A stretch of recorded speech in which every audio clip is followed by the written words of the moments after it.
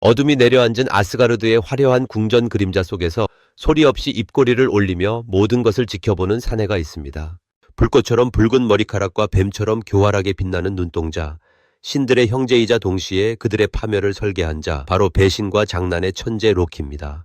그는 거인의 피를 타고났음에도 불구하고 특유의 재치와 화술로 오딘과 피를 나눈 의형제가 되어 신들의 반열에 올랐습니다. 하지만 여러분, 로키의 가슴 속에는 언제 터질지 모르는 시한폭탄 같은 장난기가 가득 차 있었죠. 그는 아스가르드의 활력을 불어넣는 창조자이기도 했지만 결국 모든 것을 불태워버릴 불씨이기도 했습니다. 오늘은 그가 벌인 기상천외한 소동들 중에서도 가장 기괴하고도 신비로운 사건을 들려드리려 합니다. 바로 로키가 스스로 암말로 변신하여 8개의 다리를 가진 신비한 명마 슬레이프니르를 직접 낳게 된 그 황황한 전말입니다. 사건은 아스가르드의 성벽이 거인들의 공격으로 무너져 내렸던 시절로 거슬러 올라갑니다. 신들은 성벽을 다시 쌓아야 했지만 그 거대한 작업을 감당할 인력이 부족했죠. 그때 정체모를 한 석공이 신들을 찾아와 파격적인 제안을 합니다. 단 3번의 겨울이 지나기 전까지 아스가르드의 성벽을 완벽하게 완공해주겠다는 것이었습니다. 하지만 그가 요구한 대가는 상상을 초월했습니다. 신들의 여신 프레이야를 아내로 내어주고 하늘의 태양과 달을 통째로 넘겨달라는 것이었죠. 신들은 분노했지만 로키는 이 상황에서 또 한 번 머리를 굴렸습니다. 로키는 신들에게 속삭였습니다. 저 석공에게 도저히 불가능한 기한을 제시합시다. 기한 내에 완공하지 못하면 대가를 지불하지 않아도 되니 공짜로 성벽을 절반이라도 쌓게 만드는 것이 이득 아닙니까? 신들은 로키의 꾀에 넘어가 석공에게 딱 한 번의 겨울이라는 시간을 주었습니다. 석공은 조건을 하나 더 붙였습니다. 자신의 힘센 말 스바딜파리의 도움을 받게 해달라는 것이었죠. 로키는 대수롭지 않게 허락했습니다. 말 한 마리가 도와준다고 해서 그 엄청난 성벽을 혼자 쌓을 수는 없을 거라 확신했기 때문입니다. 그런데 여기서 반전이 일어납니다. 석공의 말 스바딜파리는 보통 말이 아니었습니다. 집채만한 바위들을 수십 개씩 가볍게 실어 나르는 괴력을 발휘했던 것이죠. 작업 속도는 신들의 예상을 뛰어넘어 무시무시하게 빨라졌습니다. 기한이 끝나기 불과 사흘 전 성벽은 입구만을 남겨둔 채 거의 완공 단계에 이르렀습니다. 신들은 패닉에 빠졌습니다. 프레이야를 빼앗기고 태양과 달이 사라진 어둠 속에서 살아야 할 위기에 처한 것이죠. 분노한 신들은 이 모든 꾀를 냈던 로키를 붙잡아 협박했습니다. 어떻게든 저 석공의 작업을 방해하지 않으면 네 목숨을 거두겠다고 말입니다. 로키는 식은땀을 흘리며 고민에 빠졌습니다. 그리고 그는 누구도 예상치 못한 기상천외한 방법을 선택합니다. 바로 자신의 특기인 변신술을 이용하는 것이었죠. 성벽 완공을 단 하루 앞둔 운명의 밤이 찾아왔습니다. 석공은 마지막 관문을 장식할 거대한 바위들을 실어 나르기 위해 자신의 충직한 말 스바딜파리를 이끌고 깊은 숲으로 향했습니다. 이 말만 있으면 내일 아침 아스가르드의 태양과 달 그리고 아름다운 프레이야는 석공의 차지가 될 판이었죠. 그런데 그 칠흑 같은 어둠 속에서 어디선가 은은하고도 매혹적인 울음소리가 들려오기 시작했습니다. 숲을 헤치고 나타난 것은 눈이 부시도록 아름다운 자태의 암말 한 마리였습니다. 그 암말은 바로 로키가 변신한 모습이었죠. 로키는 단순히 모습만 바꾼 것이 아니었습니다. 그는 스바딜파리의 본능을 일깨우기 위해 온갖 교태를 부리며 숲속 깊은 곳으로 달아나기 시작했습니다. 이래만 몰두하던 수말 스바딜파리는 이 갑작스러운 유혹에 완전히 이성을 잃고 말았습니다. 석공이 고삐를 당기며 소리를 질렀지만 말은 주인도 바위도 내팽개친 채 암말의 뒤를 쫓아 깊은 숲으로 사라져 버렸습니다. 석공은 밤새도록 자신의 말을 찾아 숲을 헤맸지만 로키는 신출귀몰하게 그를 따돌리며 스바딜파리를 계속 유인했습니다. 결국 다음날 아침 해가 떠오를 때까지 석공은 단 하나의 바위도 옮기지 못했습니다. 기한은 끝났고 성벽은 완성되지 못했죠. 정체가 탄로나 분노한 석공은 거인의 본 모습을 드러내며 신들에게 덤벼들었지만 대기하고 있던 토르의 멸리를 한 방에 머리뼈가 박살나며 생을 마감했습니다. 아스가르드는 평화를 되찾았고 프레이야와 태양도 무사히 지켜냈습니다. 하지만 정작 문제는 그 다음에 발생했습니다. 소동이 끝난 뒤에도 로키가 한참 동안 아스가르드에 나타나지 않았던 것입니다. 신들이 그를 의아하게 여기던 어느 날 로키가 수척해진 모습으로 돌아왔습니다. 그런데 그의 뒤에는 아주 기이하게 생긴 망가지 한 마리가 졸졸 따라오고 있었죠. 그 망가지는 털빛이 눈부신 회색이었고 무엇보다 다리가 무려 8개나 달려 있었습니다. 그렇습니다. 로키가 암말로 변신해 있는 동안 스바딜파리와의 사이에서 진짜로 새끼를 낳아버린 것입니다. 신들의 체면을 위해 스스로 엄마가 되는 수모를 겪은 로키는 이 신비로운 망가지를 오딘에게 바쳤습니다. 이 망가지가 바로 세상에서 가장 빠른 말, 지상과 하늘뿐만 아니라 저승까지도 자유롭게 달릴 수 있는 오딘의 에마 슬레이프니르입니다. 로키의 황당한 희생 덕분에 오딘은 무적의 탈것을 얻게 된 셈이죠. 하지만 여러분, 로키의 이런 도움이 순수한 충성심이었을까요? 절대 그렇지 않습니다.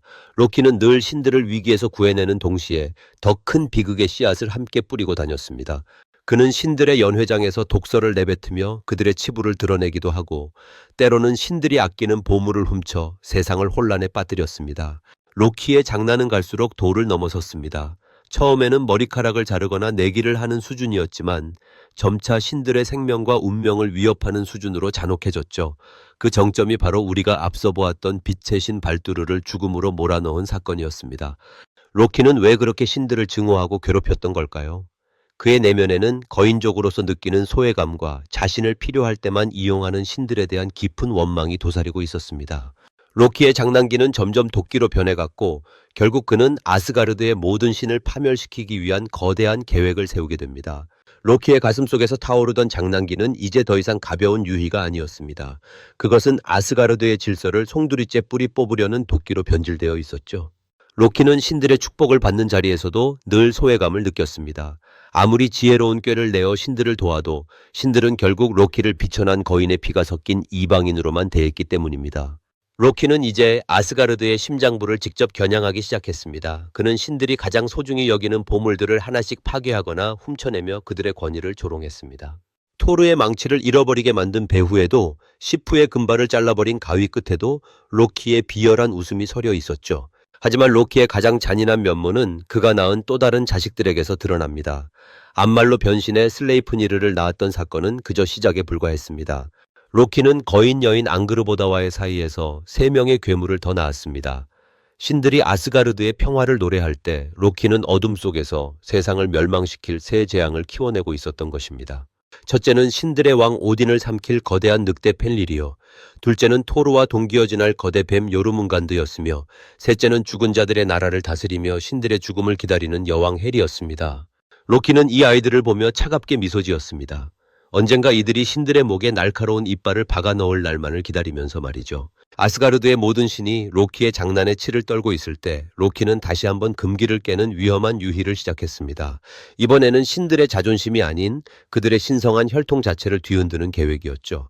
로키는 신들의 거처인 아스가르드를 벗어나 자신이 태어난 거인들의 땅 요투네임으로 향했습니다. 그곳에서 로키는 운명의 여인이라 불리는 거인 앙그르보다를 만났습니다. 그녀는 이름부터가 슬픔을 가져오는 자라는 뜻을 품고 있었죠.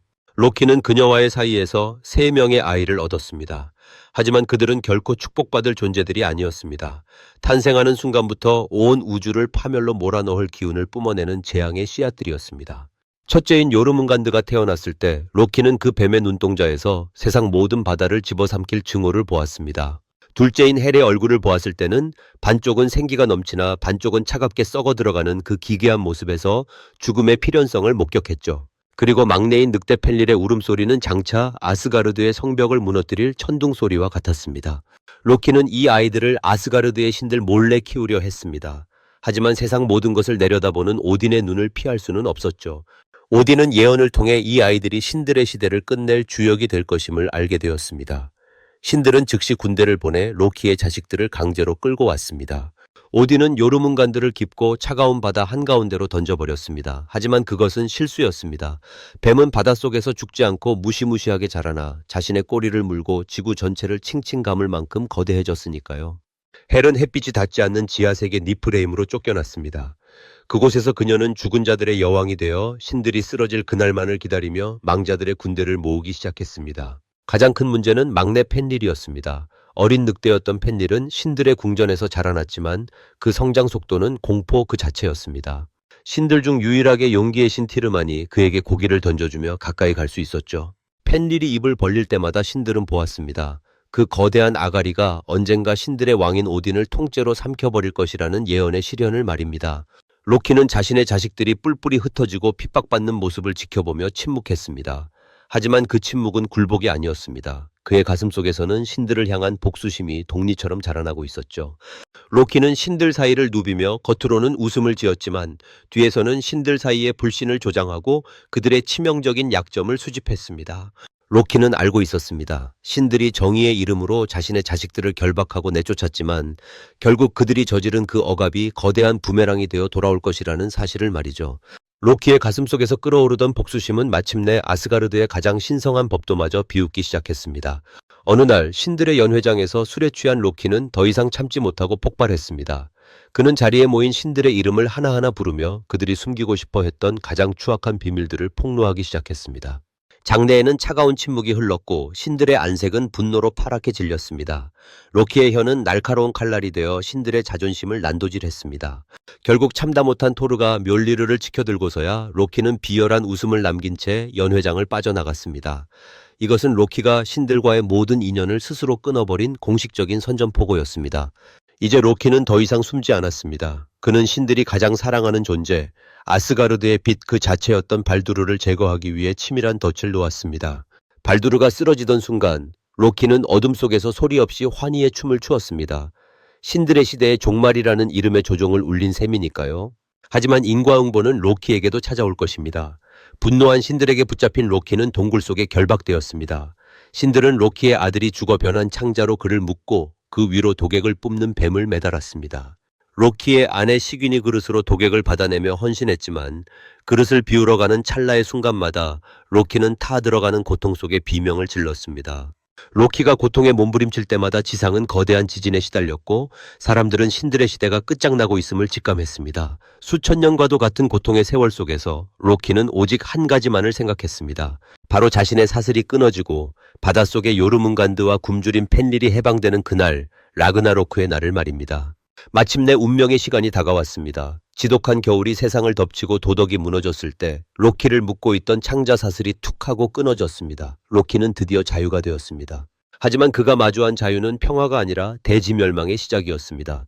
로키는 죽은 자들의 손톱으로 만든 거대한 배 나글파르의 키를 잡았습니다. 그의 곁에는 죽음의 여왕 헬이 보낸 망자들의 군대가 가득했고 그의 눈앞에는 아스가르드를 불태울 거인들의 군단이 전진하고 있었습니다. 로키는 광기에 찬 눈으로 아스가르드의 성벽을 바라보았습니다. 이제 곧 자신이 낳은 자식들이 저 오만한 신들을 씹어 삼킬 것이고 자신은 이 우주의 마지막을 장식할 화려한 불꽃놀이의 설계자가 될 것이었습니다. 배신과 장난으로 시작된 로키의 삶은 그렇게 우주 전체를 파멸로 이끄는 거대한 서사시로 마침표를 찍게 됩니다. 여러분, 로키의 이야기는 여기까지입니다. 여러분, 배신과 장난의 천재 로키는 과연 단순한 악당이었을까요? 아니면 낡은 시대를 끝내기 위해 운명이 준비한 필연적인 파괴자였을까요? 로키의 뒤틀린 웃음소리가 사라진 뒤에야 신들은 깨달았습니다. 로키가 없던 아스가르드는 평화로웠을지 모르나 그가 있었기에 그들의 역사는 가장 치열하고 뜨거웠다는 사실을 말입니다.